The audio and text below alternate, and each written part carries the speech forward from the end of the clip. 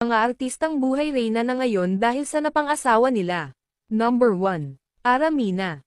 Si Hazel Pascual Reyes o mas kilala sa tawag bilang Aramina, siya ay Pilipino actress, na humakot na ng maraming parangal sa mundo ng showbiz. Bukod pa dun si Ara ay isa ding singer, endorser, at entrepreneur. Si Ara ay nakapang-asawa ng mayamang negosyante, na ang pangalan ay Dave Almarinez, na CEO, at President ng PITC. Ikinasal sila sa Baguio City sa isang private wedding. Ayon sa mga analysis, ang estimated earnings niya ay $3 to $4 million.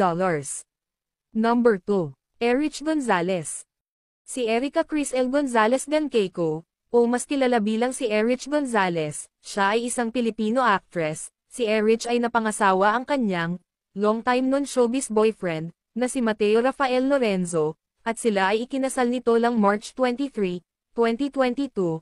Ang asawang ito ni Erich ay isang businessman at entrepreneur, na galing sa mayamang pamilya, kung saan ay ang ama nito ay CEO ng 18 kumpanya sa Pilipinas. Ayon sa analysis, siya ay may estimated earnings na $2 to $3 million. Number 3. Bangs Garcia.